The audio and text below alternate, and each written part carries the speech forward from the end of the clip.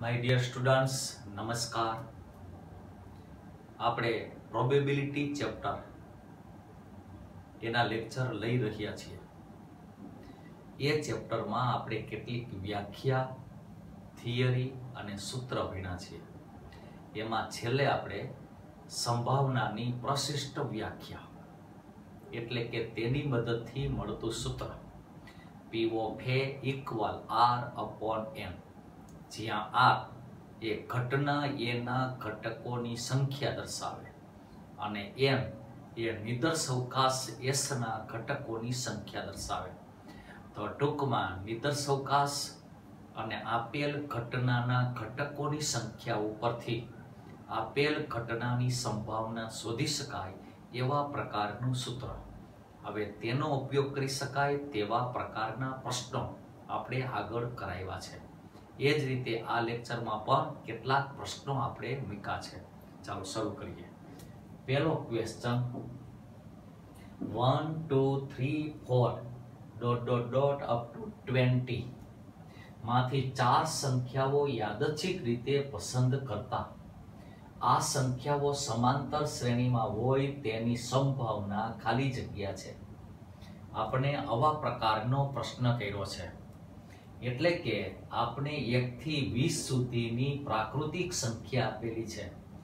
એ સંખ્યામાંથી 4 સંખ્યા આપણે પસંદ કરવાની છે. તો 20 માંથી 4 સંખ્યા પસંદ કરવાના પ્રકાર 20C4 એ નિદર્શવકાશ S ના ઘટકોની સંખ્યા થશે અને તેથી નિદર્શવકાશ S ના ઘટકોની સંખ્યા number of S equal 20C4 equal આપને મળશે 15 ગુણ્યા 19 ગુણ્યા 17. આપણે એનો ગુણાકાર કરવાની જરૂર નથી. હવે ઘટના શું દર્શાવે? તો કે આપણે જે 4 સંખ્યાઓ પસંદ કરીએ છીએ એ સંખ્યાઓ સમાંતર શ્રેણીમાં મળે તે ઘટનાની સંભાવના આપણે શોધવી છે. એટલે કે આપણે જે 4 સંખ્યાઓ પસંદ કરીએ છીએ એ પસંદ કરેલી 4 સંખ્યાઓ સમાંતર શ્રેણીમાં હોવી જોઈએ. તો આ 4 સંખ્યા સમાંતર શ્રેણીમાં મળે તેના કેટલા ઘટકો થાય એટલે કે એવી જોડી કેટલી બને તે જોડીઓની સંખ્યા આપણે શોધવાની થશે, જે આપેલ ઘટનાના ઘટકોની સંખ્યા દર્શાવશે. તો હાલો શરૂઆત કરીએ. એમાં જો સામાન્ય તફાવત 1 હોય, સામાન્ય તફાવત 1 હોય તેવી 4 સંખ્યા તો કે 1 2 3 4 આ એક જૂથ મળશે. એ જ રીતે 2 3 4 5 બીજું જૂથ મળશે. 3 4 5 6 એ ત્રીજું જૂથ મળશે. આમ કરતા કરતા આગળ વધીએ તો છેલ્લે 17 18 19 20 એ છેલ્લું જૂથ મળશે. તો જેનો સામાન્ય તફાવત 1 હોય તેવી 4 સંખ્યાના જૂથની સંખ્યા આપણે 17 મળશે. એટલે કે આવા પ્રકારના જુદા જુદા આપણે 17 જૂથ મળશે અને દરેક જૂથમાં જે 4 સંખ્યાઓ છે એ ચારેય સંખ્યાઓ સમાંતર શ્રેણીમાં છે. એ જ રીતે સામાન્ય તફાવત 2 હોય તેવી 4 સંખ્યાઓ એના જૂથ કેટલા થાય તે નક્કી કરીએ. જો તો 1 3 5 7 આ એક જૂથ. એ જ રીતે 2 4 6 8 એ બીજું જૂથ. એ જ રીતે 3 5 7 9 એ ત્રીજું જૂથ. આ રીતે આગળ વધીએ તો છેલ્લું જૂથ આવું મળશે આપણે 14 16 18 અને 20. તો જેનો સામાન્ય તફાવત 2 હોય તેવી 4 સંખ્યાના જૂથ આપણે 14 મળશે. આ જ રીતે સામાન્ય તફાવત 3 હોય, સામાન્ય તફાવત 3 એવી 4 સંખ્યાના જૂથ. હવે એ જ રીતે ગણતરી કરી શકાય. પહેલું જૂથ તો કે 1 4 7 10. બીજું જૂથ તો કે 2 5 8 11. આ રીતે આગળ વધીએ તો છેલ્લું જૂથ 11 14 17 20 મળશે અને આવા જૂથની સંખ્યા કુલ 11 મળશે. તો ટૂંકમાં સામાન્ય તફાવત 1 હોય તેવી સમાંતર શ્રેણીની 4 સંખ્યાના જૂથ આપણે 17 મળશે. સામાન્ય તફાવત 2 હોય તેવી સમાંતર શ્રેણીની 4 સંખ્યાના જૂથ આપણે 14 મળશે. એ જ રીતે સામાન્ય તફાવત 3 હોય તેવા જૂથની સંખ્યા 11 મળશે. સામાન્ય તફાવત 4 હોય તેવા જૂથની સંખ્યા આપણે આ જ રીતે 8 મળશે. સામાન્ય તફાવત 5 હોય તેવા જૂથની સંખ્યા 5 મળશે. સામાન્ય તફાવત 6 હોય તેવા જૂથની સંખ્યા આપણે ફક્ત 2 જ મળશે. અને સામાન્ય તફાવત 7 હોય તેવા જૂથ આપણે નહીં મળે. શા માટે? તો કે પહેલી સંખ્યા 1 એમાં 7 ઉમેરો એટલે 8. બીજી સંખ્યા 7 ઉમેરો એટલે 15, 7 ઉમેરો એટલે 22, એટલે છેલ્લી સંખ્યા 22 થાય. અને 22 એ 1 થી 20 માં ન આવે. તો સામાન્ય તફાવત 7 હોય તેવી 4 સંખ્યા આપને મળશે 1, 8, 15, 22. આ સંખ્યામાં 22 એ આપેલી સંખ્યા 1 થી 20 માં સમાવેશ થતો નથી. એટલે કે સામાન્ય તફાવત 7 હોય તેવી 4 સંખ્યાનું જૂથ આપણે મળશે નહીં. તો કુલ જૂથની સંખ્યા 17 + 14 + 11, 8, 5, 2 57 થશે. એટલે કે આપણે જે 4 સંખ્યાઓ પસંદ કરીએ છીએ એ 4 સંખ્યાઓ સમાંતર શ્રેણીમાં હોય એવા કુલ જૂથની સંખ્યા 57 આપણે મળશે. તેથી આપેલ ઘટનાના ઘટકોની સંખ્યા 57 થશે. તેથી તેની સંભાવના 57/15 × 19 × 17. અંશ અને છેદમાંથી 57 ઉડી જશે. આપને મળશે 1/85. તો આ રીતે આપને આપેલ ઘટનાની સંભાવના મળશે. એના પછીનો ક્વેશ્ચન, પરસ્પર નિવારક ઘટનાઓ A અને B માટે P of A equal 3x + 1/3 અને P of B equal 1 - x/4 હોય તો x ની કિંમતનો ગણ આપણે શોધવાનો છે. x ની કિંમતનો ગણ. તો ટૂંકમાં આપણે ઘટના A ની સંભાવના અજ્ઞાત x સ્વરૂપે આપી છે. ઘટના B ની સંભાવના અજ્ઞાત x સ્વરૂપે છે. તો આપણે તેની મદદથી x ની કિંમતનો ગણ શોધવાનો છે. ચાલો શરૂઆત કરીએ. કોઈ પણ ઘટનાની સંભાવના હંમેશા સવૃત અંતરાલ 0, 1 નો ઘટક છે. તેથી P of A ની કિંમત એ 0 થી 1 સુધીની વાસ્તવિક સંખ્યા મળશે. તેથી આપણે લખી શકીએ 0 <= P of A <= 1. એ જ રીતે P of B એટલે ઘટના B ની સંભાવના, અને આપને ખબર છે કોઈ પણ ઘટનાની સંભાવના સવૃત અંતરાલ 0, 1 માં જ હોય. તેથી આપણે લખી શકીએ 0 <= P of B <= 1. આપણે અહીંયા A યોગ B ની સંભાવનાની જરૂર પડશે. શા માટે એ હમણાં કહું. તો બે ઘટનાનો યોગ એટલે એક પ્રકારની ઘટના, અને તે ઘટનાની સંભાવના એટલે સવૃત અંતરાલ 0, 1 નો ઘટક. તેથી 0 <= P of A યોગ B <= આપને 1 મળશે. હવે P of A ના સ્થાને 3x + 1/3 મૂકી દો. P of B ના સ્થાને 1 - x/4 મૂકી દો. હવે આપને P of A યોગ B નું સૂત્ર ખબર છે.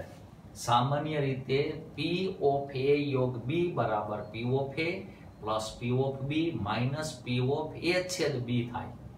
પરંતુ અહીંયા ઘટના A અને B પરસ્પર નિવારક છે. તેથી તેનો છેદગણ A છેદ B બરાબર 5 થશે. તેથી સૂત્રમાં છેલ્લું પદ ન આવે, કેમ કે ખાલી ગણ 5 ની સંભાવના 0 થાય. તેથી આપણે મળશે P of A યોગ B બરાબર P of A plus P of B. એટલે કે P of A યોગ B ના સ્થાને P of A plus P of B, અને P of A plus P of B ના સ્થાને P of A ની કિંમત 3x + 1/3 plus P of B ની કિંમત 1 - x/4. તેથી આપણે મળશે 0 <= P P of A plus P of B less than equal to 1. હવે આના ઉપરથી 3 વડે ગુણો એટલે આવું મળશે આપણે 0 less than equal to 3x plus 1 less than equal to 3. 4 વડે ગુણો એટલે આવું મળશે 0 less than equal to 1 minus x less than equal to 4. અહીંયા 12 વડે ગુણો એટલે આપણે આવું મળશે. તો આના ઉપરથી આપણે x ની કિંમત અથવા x ની અસમતા આવી મળશે -1/3 less than equal to x less than equal to 2/3. આના ઉપરથી x ની અસમતા આવી મળશે -3 less than equal to x less than equal to 1. આના ઉપરથી x ની અસમતા આપણે આવી મળશે -7/9 less than equal to x less than equal to 5/9 થશે. અહીંયા P of A સૌવૃત્ત અંતરાલ 0 1 માં, P of B સૌવૃત્ત અંતરાલ 0 1 માં, P of A યોગ B સૌવૃત્ત અંતરાલ 0 1 માં. એટલે કે P of A સૌવૃત્ત અંતરાલ 1 0 1 નો ઘટક, P of B સૌવૃત્ત અંતરાલ 0 1 નો ઘટક અને P of A યોગ B સૌવૃત્ત અંતરાલ 0 1 નો ઘટક. એટલે કે અહીંયા P of A, P of B અને P of C એટલે કે ત્રણેય શરતનું પાલન થાય. એટલે કે એક સાથે ત્રણેય શરતનું પાલન થાય તેવું અહીંયા બનશે. તેથી x ની પહેલી અસમતા આ મળશે, બીજી અસમતા આપણે આ મળે છે, ત્રીજી આ મળે છે.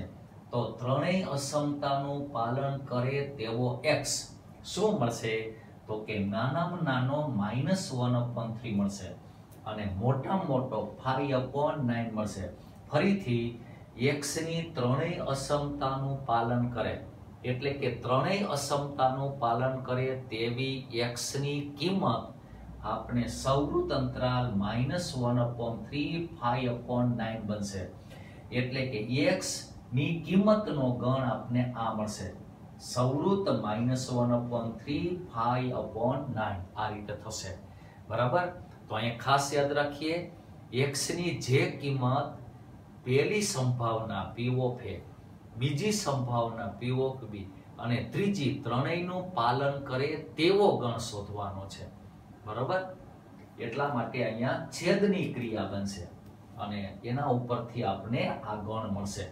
એના પછીનો ક્વેશ્ચન, ગણ આપ્યો છે અને તેના ઘટકો 1 2 3 4 5 અપ ટુ 100 છે. એમાંથી એક સંખ્યા x પસંદ કરતા, એ જે 1 થી 100 સુધીની સંખ્યા છે એમાંથી એક સંખ્યા x આપણે પસંદ કરવાની છે અને આપણે જે સંખ્યા પસંદ કરીએ છીએ તેને આપણે x નામ આપ્યું છે અને તે x આ શરતનું પાલન કરે x - 10 into x - 50 up to upon x - 30 greater than equal to 0 એનું પાલન થાય તે ઘટના એ હોય તો આપણે તેની સંભાવના P of A શોધવાની છે. સૌ પ્રથમ આપણે જે 100 સંખ્યા આપી છે ગણમાં, એટલે કે આપણે એક ગણ આપ્યો છે અને તેમાં 100 સંખ્યા છે, તેમાંથી એક સંખ્યા પસંદ કરવાના પ્રકાર આપણે 100 મળશે જે નિદર્શ અવકાશના ઘટકોની સંખ્યા થશે. એટલે કે નંબર ઓફ s ઇક્વલ 100 થશે. હવે આપણે જે સંખ્યા પસંદ કરીએ છીએ તે આપેલી શરતનું પાલન કરે તેવી સંખ્યા મળે તેની સંભાવના શોધવી છે. તો આપેલ શરતનું પાલન કરે તેવી કુલ કેટલી સંખ્યાઓ મળે તે આપેલ ઘટનાના ઘટકોની સંખ્યા દર્શાવશે. હાલો, એના માટે આપણે ખબર છે કે આવી રીતે તમને ગ્રેટર ધેન ઇક્વલ ટુ 0 કે ગ્રેટર ધેન કે લેસ ધેન ઇક્વલ ટુ 0 હોય તો એના ઉપરથી અજ્ઞાત x ની કિંમત કેમ મેળવવી એ આપને રીત ખબર છે, આપણે તમને સમજાવ્યું છે, શીખવાડી છે રીત. તો કે એક રેખા દોરો આ રીતે અને અહીંયા ઘટકો 1 થી 100 સુધી છે એટલે 1 થી શરૂ કરી અને 100 સુધી લઈ જાઓ. જો આપણે એક લાઈન દોરી છે તેમાં પહેલો ઘટક 1 અને છેલ્લો ઘટક 100 છે. અહીંયા આપણે જે અસમતા આપી છે એ અસમતામાં અંશ અને છેદ અવયવ સ્વરૂપે છે. જો અસમતામાં અંશ અથવા છેદ અવયવ સ્વરૂપે ના હોય તો આપણે તેના પેલા અવયવો પાડવા પડે. હવે આપણે તમને કીધું હતું કે અહીંયા ગ્રેટર ધેન ઇક્વલ ટુ 0 એટલે કે અસમતામાં 3 અવયવ બને છે. એક x-10, બીજો x-50, ત્રીજો x-30. અને પછી આપણે કીધું હતું કે એ અવયવ બરાબર 0 તો x ની તમને કિંમત મળશે. x ની કઈ કિંમત માટે x-10 બરાબર 0 થાય તો કે x બરાબર 10 લઈએ તો x ની કઈ કિંમત માટે x-50 બરાબર 0 થાય તો કે x બરાબર 50 લઈએ તો એ જ રીતે x-30 ક્યારે 0 થાય તો કે x = 30 લઈએ તો આપણે જે લાઈન દોરી છે એમાં x બરાબર 10, x બરાબર 30 અને x બરાબર 50 મૂકી દો. એટલે કે એમાં 10, 30 અને 50 બરોબર મૂકી દઈએ. એટલે આપણે આપેલ લીટી અથવા જે રેખાખંડ છે એના 4 ટુકડા મળશે. આ મળશે 1 ટુકડો, આ મળશે 2, આ 3 અને 4. આ એમ દર્શાવે 1 થી 10 સુધીની પ્રાકૃતિક સંખ્યા, કેમ કે આપેલ ગણના ઘટકો પ્રાકૃતિક સંખ્યા છે. આ દર્શાવે 10 થી 30 સુધીની પ્રાકૃતિક સંખ્યાનો અંતરાલ.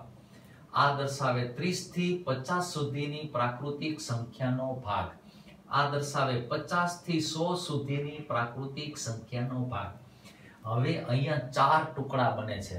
હવે આપણે નક્કી કરવાનું કે 4 માંથી કયા કયા ટુકડા આપેલી અસમતાનું પાલન કરે. તો આ ટુકડાની કોઈ એક સંખ્યા લઈ લ્યો. ધારો કે હું 2 લઉં છું તો 2 x ના સ્થાને 2 મૂકો, અહીંયા ઋણ આવશે. x ના સ્થાને 2 મૂકો, ઋણ આવશે. 2 મૂકીએ ઋણ આવે, તેથી આનો ગુણાકાર ભાગાકાર ઋણ થશે, એટલે કે પાલન થાય નહીં.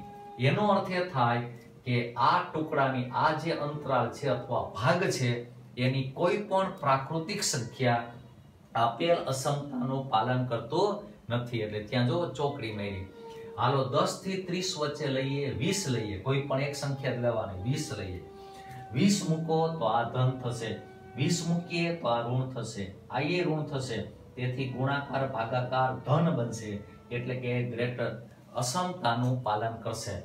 તો આપને આ ભાગ મળશે. એ જ રીતે 30 અને 50 વચ્ચેની કોઈ પણ એક સંખ્યા 40 લઈએ અને 40 તેમાં મૂકીએ તો અસમતાનું પાલન નહીં કરે. 50 અને 100 વચ્ચેની કોઈ પણ એક સંખ્યા મૂકો, ધારો કે 60, તો અસમતાનું પાલન કરશે. એનો અર્થ એ થાય 10 અને 30 વચ્ચેની પ્રાકૃતિક સંખ્યા, 50 અને 100 વચ્ચેની પ્રાકૃતિક સંખ્યા આપને જે કન્ડિશન આપી છે અથવા તો આપને જે અસમતા આપી છે તેનું પાલન કરે છે. તો હવે તે પ્રાકૃતિક સંખ્યાની આપણે ગણતરી કરવાની. હાલો અહીંથી ઉપાડીએ 10 થી 30 વચ્ચે, એમાં 10 પાલન કરે કે નહીં? હા, તો કે 10 મૂકશો તમે તો આ 0 થાય. 0 ગુણ્યા કોઈ પણ સંખ્યા 0 અને છેદ 0 નથી, એટલે કે આ ગુણાકાર ભાગાકારની કિંમત 0 થશે. અને બીજું ગ્રેટર ધેન ની સાથે ઇક્વલ ટુ છે એટલે પાલન કરશે. એટલે કે 10 એ આપેલ ઘટનાના ઘટકમાં આવશે. પછી 10, 11, 12, 13, 14, 15, 30 ના આવે, કેમ કે x બરાબર 30 મૂકીએ એટલે છેદ 0 થઈ જાય છે, તેથી અવ્યાખ્યાયિતનું સ્વરૂપ આવશે, એટલે 30 ની ગણતરી નહીં થાય. તો અહીંયા આપણે 10 થી 29 સુધીની પ્રાકૃતિક સંખ્યા લઈ શકશો. એ જ રીતે આમાં 50 થી 100, એમાં 50 લઈ શકાય. હા, 50 લ્યો એટલે અંશ 0 થાય, છેદ 0 ના થાય, એટલે કે અસમતાનું પાલન કરશે. અને એમ કરતા કરતા 100 લઈએ તો અસમતાનું પાલન કરશે. તો અહીંયા 50 થી 100 સુધીની સંખ્યા મળશે. અહીંયા 10 થી 29 સુધીની પ્રાકૃતિક સંખ્યા એટલે આપણને મળશે 20. અને 50 થી 100 સુધીની પ્રાકૃતિક સંખ્યા એટલે આપણને મળશે 51, એટલે સરવાળો 71 થશે. તો ટૂંકમાં આપેલ શરતનું પાલન કરે તેવા ઘટકોની સંખ્યા આપણે 51 મળશે. તેથી આપેલ ઘટનાના ઘટકોની સંખ્યા 51 અને નિદર્શ અવકાશના ઘટકોની સંખ્યા 100. તેથી આપેલ ઘટનાની સંભાવના P of A બરાબર 71/100 એટલે કે 0.71 થશે. એટલે કે પહેલો ઓપ્શન અહીંયા આપને મળશે. તો આ રીતે ગણતરી કરવાની. સરળ છે ગણતરી, અઘરી નથી. એના પછીનો ક્વેશ્ચન, ગણ ડી માં 7 સભ્યો છે. યાદચ્છિક રીતે ડી નો એક અરિક્ત ઉપગણ A તથા ડી નો એક સભ્ય X પસંદ કરવામાં આવે છે.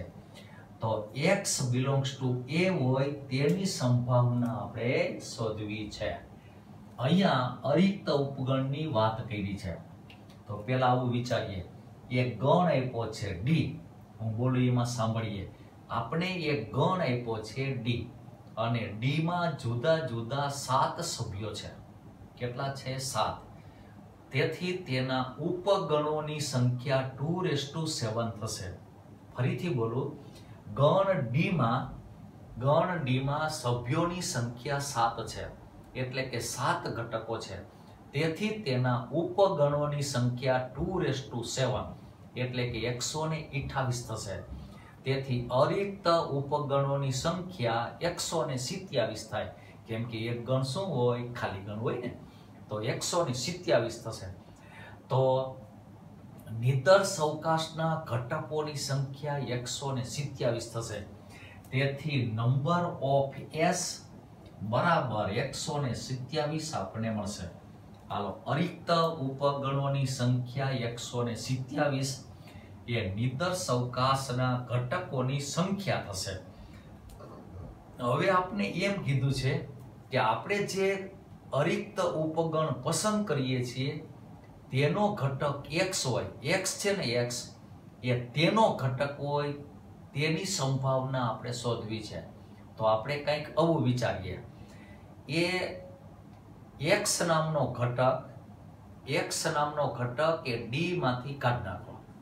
d માં ઘટકોની સંખ્યા 7 છે, એમાંથી x નામનો ઘટક d માંથી કાઢી નાખો. તો d માં ઘટકોની સંખ્યા હવે 6 રહેશે. તો ઘટકોની સંખ્યા 6 હોય તો ઉપગણોની સંખ્યા 2:6 = 64 થશે. તેથી અરિક્ત ઉપગણોની સંખ્યા 63 આવશે. તો આ 63 બોલ્યું સાંભળીએ, આ 63 ઉપગણો એવા હશે કે જેમાં x નામના ઘટકનો સમાવેશ નહીં થાય. એટલે કે x નામના ઘટકનો સમાવેશ થતો હશે નહીં. તો આ 63 ઉપગણો એવા છે કે જેમાં આપેલ ચોક્કસ ઘટક x નો સમાવેશ નથી. તો x નો સમાવેશ થતો હોય તેવા ઉપગણો કેટલા મળે? તો કે કુલ ઉપગણ આપણે 127 હતા અરિક્ત, એમાંથી 63 અરિક્ત ઉપગણો કાઢી નાખો. 127 - 63 બરાબર 64 વધશે. એટલે કે 64 ઉપગણો એવા મળે છે આપણે કે જેમાં x નામના ઘટકનો સમાવેશ છે. એટલે કે 64 ઉપગણ એવા મળે છે કે એ ઉપગણ એમાં x નામના ઘટકનો સમાવેશ છે. એટલે કે x belongs to A થાય છે. તો આપેલ ઘટનાના ઘટકોની સંખ્યા અહીંયા 64 આવશે. એટલે કે શરતનું પાલન કરે તેવા ઘટકોની સંખ્યા 64 અને કુલ ઘટકોની સંખ્યા 127. તેથી આપેલ ઘટનાની સંભાવના R/n પ્રમાણે 64/127 થશે. તો આ રીતે આપણે 64/127 મળશે. અહીંયા ટૂંકી ગણતરી કરી છે, એની મદદથી પણ તમે સમજી શકશો. એના પછીનો ક્વેશ્ચન, એમાં એક ગણ આપ્યો છે અને ગણમાં 0, 1, 2, 3 up to 10, 11 ઘટકો છે અને તેમાંથી બે ભિન્ન સંખ્યા પસંદ કરતા તેમનો સરવાળો તથા તફાવતનું માન બંને 4 નો ગુણિત હોય તેની સંભાવના ખાલી જગ્યા છે. તો આપણે કુલ ગણમાં 11 ઘટકો આપ્યા છે 0 થી 10. 0 સાથે 1, 2, 3 પ્રાકૃતિક સંખ્યા એટલે 11 માંથી બે ઘટકો પસંદ કરવાના પ્રકાર એટલે 11C2 જે નિદર્શ અવકાશના ઘટકોની સંખ્યા થશે. તેથી number of s equal 11c2 અને 11c2 ની કિંમત 55 જે તમને ખબર છે. તો અહીંયા નિદર્શ અવકાશના ઘટકોની સંખ્યા 55 આવશે. હવે આપણે જે બે ઘટકો પસંદ કરીએ છીએ એ બંને ઘટકનો સરવાળો 4 નો ગુણિત તથા તે બંને ઘટકનો ધન તફાવતનું માન એટલે ધન તફાવત પણ 4 નો ગુણિત હોવો જોઈએ. એટલે કે આપણે જે બે સંખ્યા પસંદ કરીએ છીએ તેનો સરવાળો 4 નો ગુણિત હોવો જોઈએ અને તે બે સંખ્યાનો ધન તફાવત પણ 4 નો ગુણિત હોવો જોઈએ. તો આવી બબ્બે સંખ્યાની જોડી કેટલી મળે એ આપણે શોધવી પડે. એ અહીંયા લખી છે.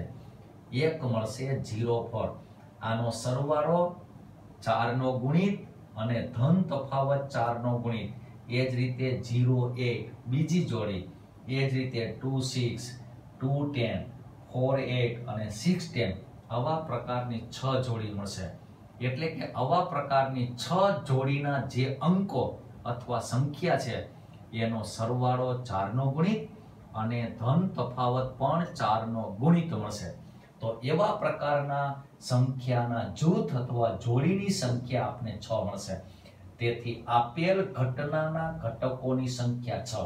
તેથી તેની સંભાવના 6/55. એટલે કે અહીંયા સી ઓપ્શન આપને મળશે. અને પેલામાં 64/127 એટલે બી ઓપ્શન મળે છે. એના પછીનો પ્રશ્ન 15 સમાન દડાઓને 3 બાળકો A, B, C માં વહેંચણી કરવાની છે. 15 સમાન ભિન્ન દડા નથી, પણ સમાન દડા. એ 15 દડાઓને 3 બાળકો, એમાં એક બાળકનું નામ A, બીજાનું B અને ત્રીજાનું C છે. તો ABC માં વહેંચણી કરવાની છે. તો બાળક A ને બરાબર 5 દડા મળે તે ઘટનાની સંભાવના કેટલી? તો પહેલા તો પ્રશ્ન એ થાય કે 15 સમાન દડા, ફરીથી બોલવું, સમાન દડાને 3 બાળકોમાં વહેંચવા છે.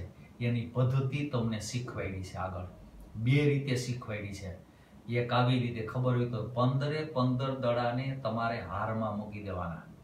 પછી બે દડા વચ્ચે લીટો કરવાનો, યાદ હોય તો લીટાની સંખ્યા આપને 14 મળશે. આ 14 લીટામાંથી 2 લીટા પસંદ કરો તો દડાઓ છે એ 3 જૂથમાં વિભાજિત થઈ જશે. તેથી યાદ કરીએ, 15 દડા છે એટલે વચ્ચે લીટાની સંખ્યા 14 આવશે. 14 માંથી 2 લીટા પસંદ કરીએ તો આપણે એક હારમાં જે 15 દડા ગોઠવા છે એ 15 દડાઓનું 3 જૂથમાં વિભાજન થઈ જશે. એટલે કે 3 બાળકોને આ રીતે વેચી શકાય. તો 14 માંથી 2 ની પસંદગી કરવાના પ્રકાર જેટલા મળે એટલી રીતે આ 15 દડાઓને 3 બાળકોમાં વિભાજિત કરી શકાય. તેથી નિદર્શ અવકાશના ઘટકોની સંખ્યા number of s equal 14c2 બરાબર 91 થશે. આ કેસમાં દરેક બાળકને ઓછામાં ઓછો એક દડો તો મળે જ છે. નહીતર તો શું થાય? ધારો કે પેલા બાળકને 0 દડો મળે, એક પણ ના મળે, તો આપણે 15 સમાન દડાઓની વહેંચણી 2 બાળકોમાં કરી કહેવાય, 3 બાળકોમાં કરી કહેવાય નહીં. અહીંયા 3 બાળકોમાં વહેંચણી કરવી છે. એનો અર્થ એ થાય કે દરેક બાળકને ઓછામાં ઓછો એક દડો તો મળવો જ જોઈએ. તો આ 15 સમાન દડાને 3 બાળકોમાં વહેંચવાના પ્રકાર એટલે 14c2 બરાબર 91. અને આના માટેનું સૂત્ર તમને આપ્યું છે n-1 c r-1. એટલે કે n સમાન વસ્તુને, બોલું સાંભળીએ, n સમાન વસ્તુને r જૂથમાં વહેંચણી કરવાના પ્રકાર n-1 c r-1, કે જેમાં દરેક જૂથમાં ઓછામાં ઓછી એક વસ્તુ તો આવવી જ જોઈએ. તો એના પ્રકારનું સૂત્ર ફરીથી બોલું, n-1 c r-1 થશે. અહીંયા n બરાબર 15 એટલે n-1 14. r બરાબર 3 એટલે r - 1 2 એટલે કે 14c2 થશે. એ 91 મળશે. હવે તમને ઘટના શું કીધી અથવા એમાં કઈ શરત આપી તો કે ભાઈ પહેલા બાળકને 5 દડા ફિક્સ મળવા જોઈએ, બરાબર 5 દડા. તો પહેલા બાળકને તમારે 5 દડા આપી દેવાના. દડા સમાન છે એટલે કાંઈ એ પ્રશ્ન તો નથી કે 15 માંથી ક્યાં 5 દડા એને મળે. અહીંયા દડા સમાન છે એટલે 15 માંથી 5 દડા પહેલા બાળકને આપી દીધા. તો બાકી વધેલા દડા 10 થશે. હવે એ 10 દડાને બાકીના 2 બાળકોને વેચવાના છે.